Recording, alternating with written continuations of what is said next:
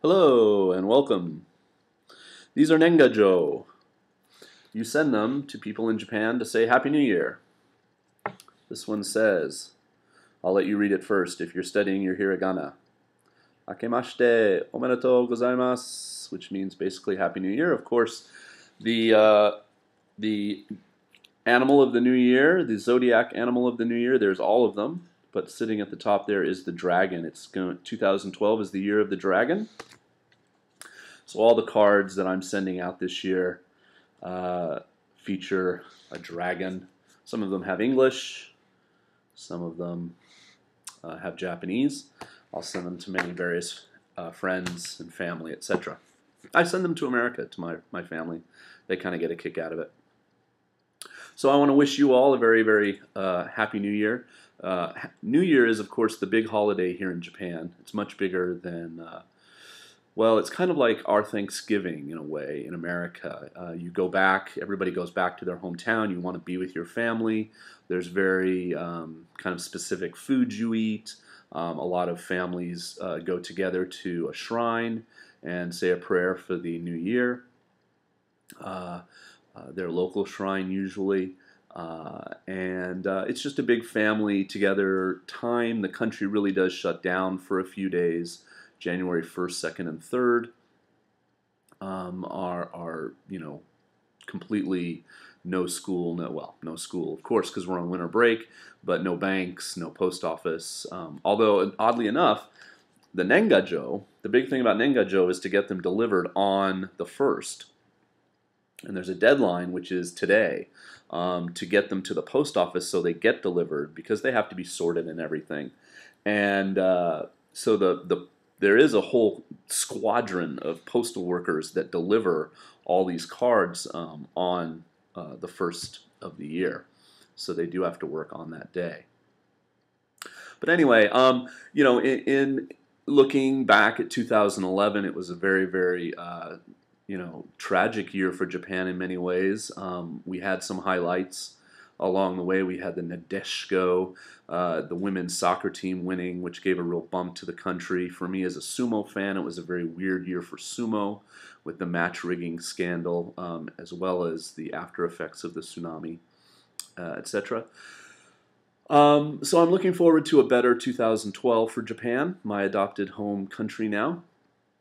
And, at the year end, you, of course, reflect back on the year that was. And in the newspaper recently, there was this article, and I wanted to share it with you. So if you don't mind indulging me, it's in the Daily Yomiuri, the English language newspaper I read. There is a world report that's co-published by the Los Angeles Times.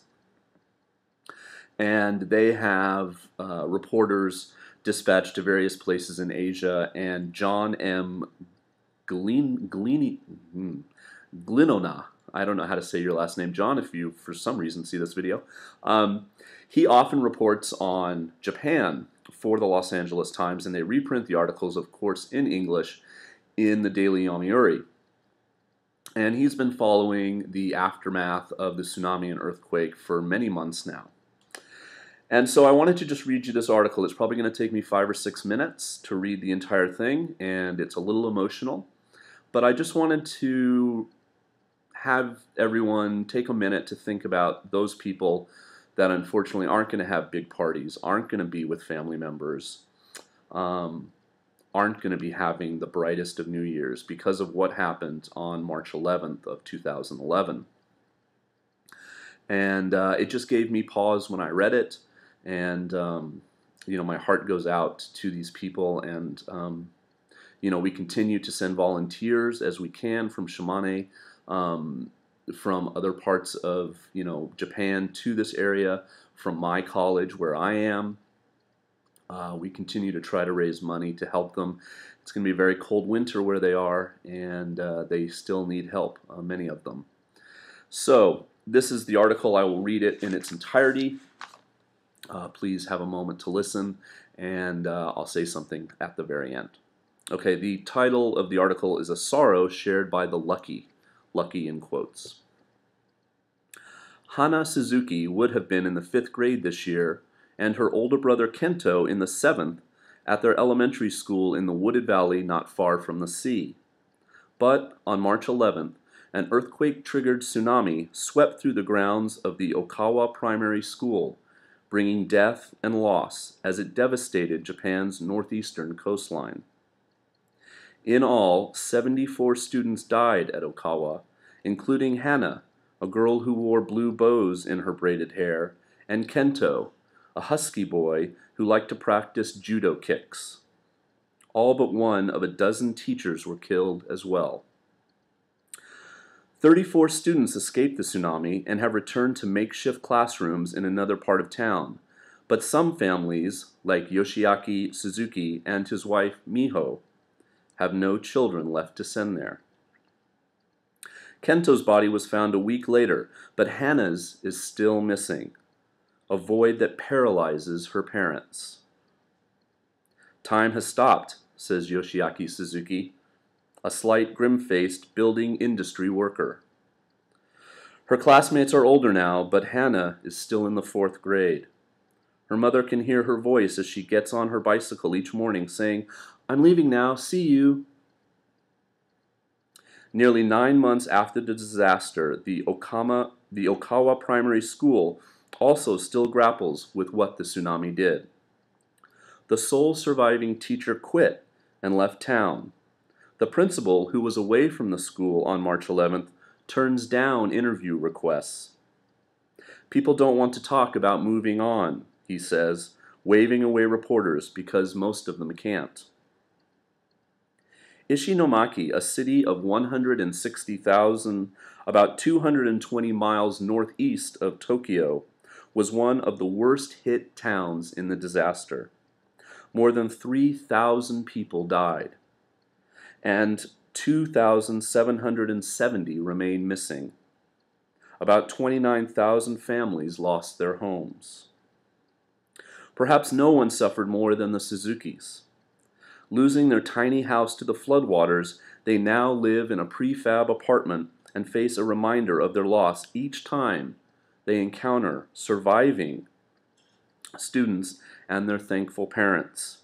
The families they once saw regularly at judo matches and ballet performances now avoid their gaze, as if feeling guilty about their good fortune. At first, the Suzukis harbored jealousy, asking under their breath, "Why did your child survive and not mine?" They blamed the school for failing to usher the students to higher ground before the flood came. But in recent months, they've come to realize that they weren't the only ones whose lives were damaged by the disaster. The earthquake struck at 2:46 p.m. As the Okawa school building shook, students followed strict disaster rules. Hide under desks until the trembling stops.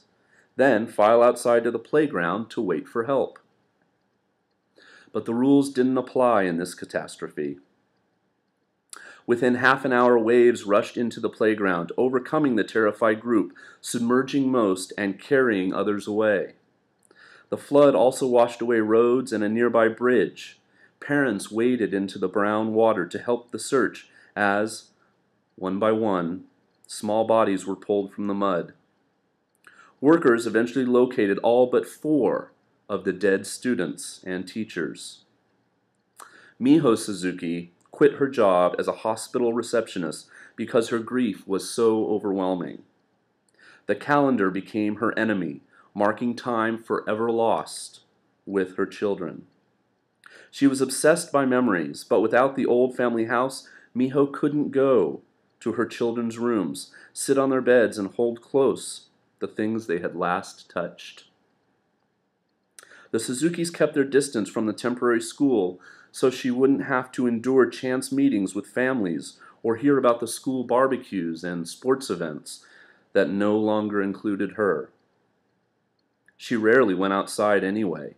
In a corner of the cramped three-room unit, she built an altar for her children. Next to their last school portrait, she assembled a collection of old photographs, prized possessions she had salvaged after the tsunami. There's Kento, at first impossibly skinny, with his face later filling out in adolescence. To his mother, he will always be the sweet boy who loved to demonstrate his killer karate kicks. And little Hannah, first as a vulnerable infant working her pacifier, and later atop the cherished bike she rode to school. Each day. At first the photo work soothed Miho. Then the anger returned. Why, she questions the heavens kneeling at her altar. Why did you have to take both of them? Couldn't you have just left me one? Then, in May, school officials told her that Arashi, a Japanese boy band that had been a favorite of her children, had sent a condolence letter. They asked her to pick it up. Miho didn't want to go, but reluctantly drove to a site where 4 rooms were set aside for Okawa students. Outside one classroom, she heard voices she recognized, friends of her son. One, that of Kento's best friend, broke her heart. But there was something missing: laughter. She picked up the letter and hurried home, but on the way, a thought invaded her grief. She realized that even the lucky children were suffering. She was suddenly relieved that she hadn't seen Kento's friends, not for her own sake, but for that of the children who might have been struck by such a sad reminder of their trauma. I realize that we all experience this tragic loss, she said. Eventually, Miho learned that teachers leading students from the school had desperately tried to find higher ground, but were blocked by fallen trees. The surviving instructor had single-handedly saved the lives of 7 students. When she consulted a psychic about her daughter, she was told Hannah was there next to her with an urgent message: don't blame the teachers. She said the teachers are still wailing over the loss of so many children, Miho recalled. Even though they're in heaven, they have no peace.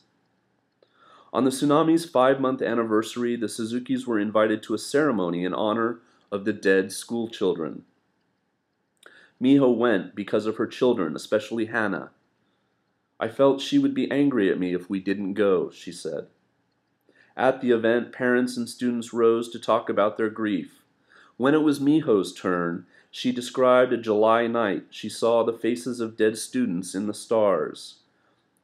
But not just her own children, but also their classmates.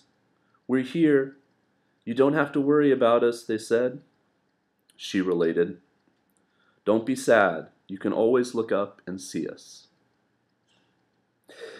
As Miho Suzuki has realized and has released her anger toward the living, she is finding consolation by being with the families of the dead.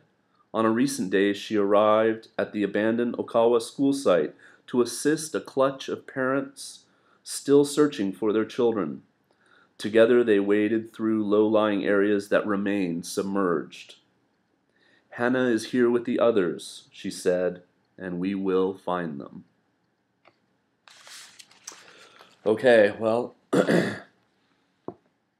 so excuse me, sorry for that, but it still gets to me when I hear about the people that are still struggling with the loss, the uncertainty of where their loved one is, if they got carried out to sea, if they are still, their body is still somewhere else, and I don't know, I just want to take a moment, I think, this New Year's to think about those people, and so maybe you can too.